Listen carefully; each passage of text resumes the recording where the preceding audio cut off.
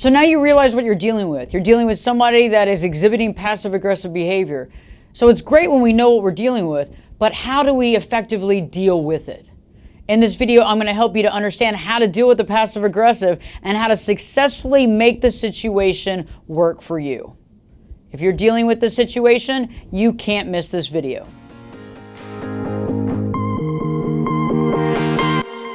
Hey there friends, Ashley Berges here today, and today I want to talk about passive-aggressive behavior, but I want to go a couple of steps further. I want to talk about why someone might exhibit passive-aggressive behavior, and also ways that we can deal with the situation and have successful results. I found that more often than not when somebody is exhibiting passive-aggressive behavior, they do it for many reasons, but one of the reasons is they feel undervalued. They feel that people are not valuing them as a person. They feel like they're being put out. And so they feel very aggressive and angry about that, but they don't know how to express it. So instead of telling you how they feel, I'm not happy with this structure, or I'm not happy with this situation or this relationship, or I feel like I'm being taken advantage of, or I feel like I'm being used, instead of that, they don't speak up, and they use those various tactics like I talked about in part one of this video. So whether it's the silent treatment or the under the radar insults, or even, you're giving them a task to take care of and they just don't finish it, and they keep putting it off and putting it off and putting it off. All these are indications, right? But they don't want to bring it to you. They don't want to call you out because they're too scared to have that confrontation. And it's not always the case, right? But this is more often not the case when you're dealing with passive-aggressive behavior.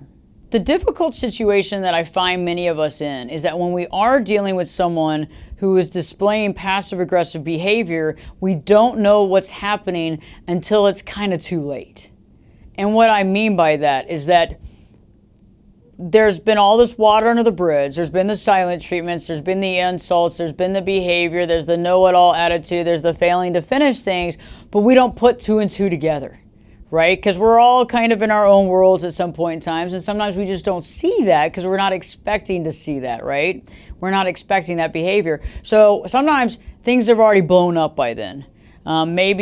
Maybe the person that has been displaying the passive-aggressive behavior has decided to end the friendship, has said something, has literally gone silent for way too long, and the communication is ended. There's a lot of things that can happen, and so we don't want to wait until the situation's blown up. We don't want to wait until there's so much water under the bridge that we can't communicate. So that's why this video is so important, is that when we begin to see the signs of passive-aggressive behavior, we need to begin to take the leadership role. Okay, and what I mean by the leadership role is that when we're aware of the situation and we're knowing that we're dealing with somebody that is exhibiting this type of behavior, we have to now begin to see our role in the situation. A leader is going to see what they contribute to the situation, good, bad, and indifferent, right? So I need you to step back at this moment in time and say, what have I contributed to the situation to cause this person to maybe feel undervalued, to cause this person to feel powerless, to cause this person to want to perform this type of behavior toward me. Now, sometimes it has nothing to do with you. This can be the way and the protocol that this person operates all the time. But it might have something to do with something you said, something you've done, or something you didn't do. And so stepping back and just realizing, do I play a part in this? What is my part? That's what a leader does. It also helps you to kind of disengage from the emotion, right? Because it's really not directed towards you. It's really kind of directed toward the situation or how they feel about the situation. So remembering that is key. So remember, the first thing we just talked about was the leadership role, taking that leadership role and seeing what part you play in the situation. So let's move to the second thing that you can do, is to keep your composure. A leader always keeps their composure. And the only way that you can keep your composure in the situation is to not let it emotionally affect you, okay? Because we have to step back a bit, not take this stuff so personally, okay? Yes, it might feel personal, because it's kind of supposed to, right? But we need to keep our composure, because us losing our composure, us saying the wrong thing, us getting kind of like emotionally kind of wrenched up is not going to help the situation. Because more often than not, the person that's displaying this behavior is either going to not say anything, or this is going to cause more water under the bridge, or more passive aggressive to come from them. So this is something that you really want to be aware of, because you don't really want any more of this. You want to try to nip it in the bud. So you don't want to continue to play into that hand, and you definitely don't want to lose your cool and composure, so it makes the other person even angrier and feeling as if they have even less control, and even feeling like maybe they're being bullied at this point in time. The next thing that I want to tell you about, and also warn you about, is we can't change other people. So don't try to change the person that's exhibiting passive aggressive behavior. Once we know what we're dealing with, a lot of times we want to change them. We want to bring it to the light and say, hey, you're being really passive aggressive with me. Can we make changes? Now, I agree that being honest is first and foremost, it's the keystone of communication. But we have to realize that we can't change people. If they want to change, they can only change on their own. So we can be honest with somebody. We can even say, I'm feeling this way. Or when you did XYZ, when I couldn't get in communication with you over that period of 7 or 12 days, I was confused as to where we were heading, and I felt dismissed. I mean, there's different ways that we can communicate with someone that's giving us that passive aggressive behavior, but realizing that we can shine light on the situation, but we can't change them. Okay, so I'm not saying that this video is going to help you change every person that's exhibiting passive aggressive behavior in your life, because it might not. It might not change them at all. But I'm just trying to help you change your reaction to the situation.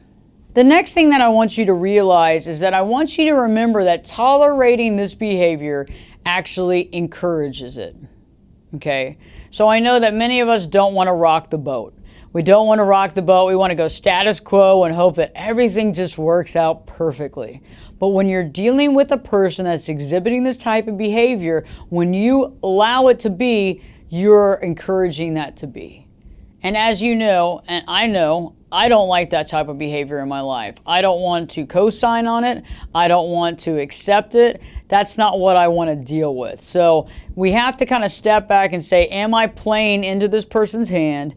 Am I getting to their level? Because sometimes when someone's being passive aggressive to you, you might begin to display those same type of traits, right? You also might begin to display aggressive behavior traits because of the anger and resentment of the game, the mind game, the mental mind game that's being played on you by the passive aggressive. So we got to be really aware of not lowering ourselves to try to express ourselves in that type of way. We've got to realize that we can't fall into that type of behavior. So don't encourage it. Step back, try to get some emotional distance, and then determine how you want to go further into the situation. Because as the leader in the situation, you can create the leadership role. You can do what you need to do, but you can't let this other person drive the train, because you're not going to be very happy about the end result.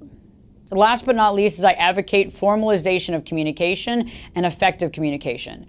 When you're in the business setting, you're in the corporate setting, you need to email and literally write out what is necessary that needs to get done in a positive way. And you need to have those checks and balances so that everybody understands where they stand. And if the other person drops the ball or puts it on the back burner, you have that evidence that proves that you have been working to get this done due diligently, and it hasn't happened, and it doesn't fall on you. The same is with dealing with the family dynamic, the social circles, what have you. When you're dealing with those types of things, you need to have effective communication. You need to be to the point, honest, and as positive as possible, not contributing to the passive-aggressive behavior, not getting angry, but trying to find solution. Now, this is easier said than done sometimes, because sometimes we're dealing with somebody with passive-aggressive behavior in our family, or even somebody that we might be married to. And in those cases, a lot of times we need to point out the reality of the situation, because us walking on eggshells and not pointing it out and dealing with this is not going to contribute to a healthy way of life for us, okay? But in order to point that out, you have to do that in a successful, somewhat positive way, because it can't go into a full-on argument. And you try to do as least conflict as possible. But remember, when you're dealing with this type of silent treatment, and what I have said in the past in many videos, that the silent treatment is abuse. It is abuse. It is a control mechanism. It is a manipulation tactic, okay? So when you're dealing with that and you point it out, the person is usually not going to take responsibility for that, okay? So I want you to not be stuck on what is the end result of the conversation. I want you to just be thoughtful of getting the truth out. But when we are putting the truth out, we have to put it out in a positive way. And one last thing that I want to also express to you is that when we're related to somebody, we can limit the amount of time. When we're married to somebody, that can be a very different story. If it's the boss at work, it can be a very different story.